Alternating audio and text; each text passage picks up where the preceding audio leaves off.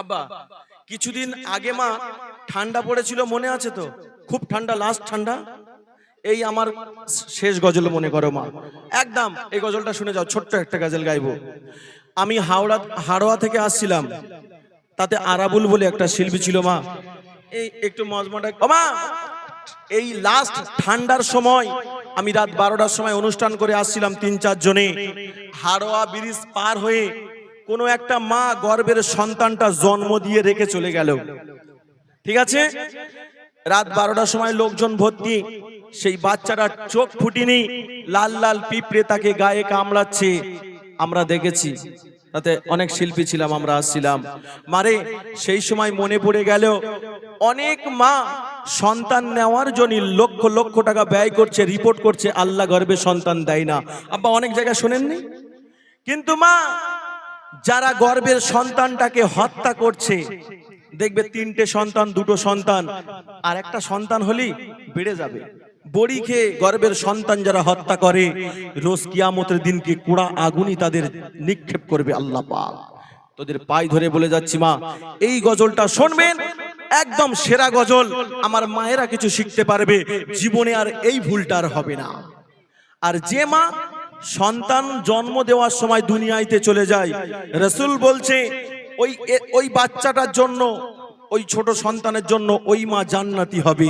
আর যে মা সন্তান হওয়ার সময় মাসুম বাচ্চাটা মরে যায়, কাল হাসরের দিনকে আল্লাহর কাছে সুপারিশ করবে ওই বাচ্চা, আল্লাহ আমার মাকে জান্নাতে দাও আল্লাহ।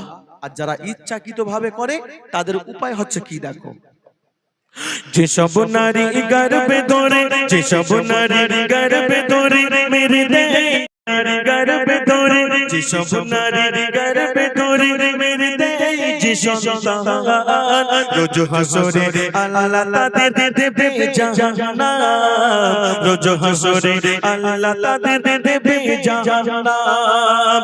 বিচার দিনে ওই শিশু কেঁদে বলিবে শুধু, বিচার দিনে ওই শিশু কেঁদে বলিবে শুধু, কি দোষ মা দুনিয়ায় দেখার অধিকার হারালাম। তাই ওগো মামুন হারাম কাজে হারিও না জ্ঞান, তাই ওগো মামুন হারাম কাজে হারিও না জ্ঞান। যেসব নারী গর্ভে ধরে, যেসব নারী গর্ভে ধরে মেরে দেয় যে সন্তান, রোজ হাসরে আল্লাহ তাদের দেবে জাহান্নাম, রোজ হাসরে আল্লাহ তাদের দেবে জাহান্নাম।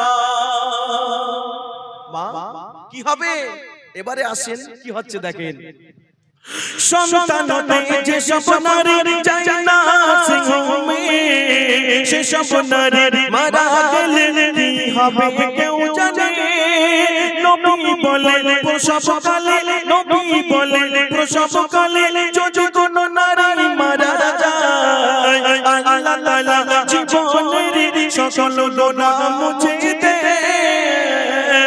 ওই মরণ পরে, ওই মরণ পরে নারী পাবে শহীদি সম্মান, জান্নাতের ওই দরজা খুলে ডাকবে রে জুয়ান, জান্নাতের ওই দরজা খুলে ডাকবে রে জুয়ান। যেসব নারী গর্ভে ধরে, যেসব নারী গর্ভে ধরে মেরে দেয় যে সন্তান, রোজ হাসরে আল্লাহ তাদের দেবে জাহান্নাম, রোজ হাসরে আল্লাহ তাদের দেবে জাহান্নাম, রোজ হাসরে আল্লাহ তাদের দেবে জাহান্নাম।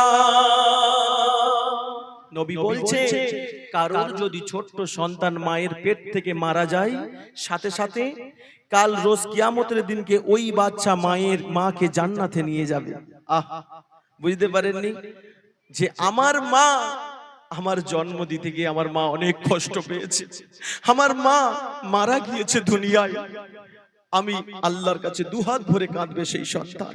দেখে কারোর যদি ছোট শিশু, কারোর যদি ছোট শিশু মারা যায় দুনিয়ায়, আখিরাতে নাজাত পাবে ওই শিশুর ওসিলায়, হিসাবে ওই শিশুটি যখন যাবে জান্নাতে, বাবা মার নিয়ে আরজি করবে আল্লাহর কাছে, কেঁদে কেঁদে শিশু প্রভুর কাছে জানাবে আরিমান জান্নাতে মোর দাওনা সাথে আমি জান তার কান্না দেখে রাজি হবে প্রভু রহমান তার কান্না দেখে রাজি হবে প্রভু রহমান মুকাব্বির বলে সন্তানের তরে পাবে পরিত্রাণ মুকাব্বির বলে সন্তানের তরে পাবে পরিত্রাণ যেসব নারী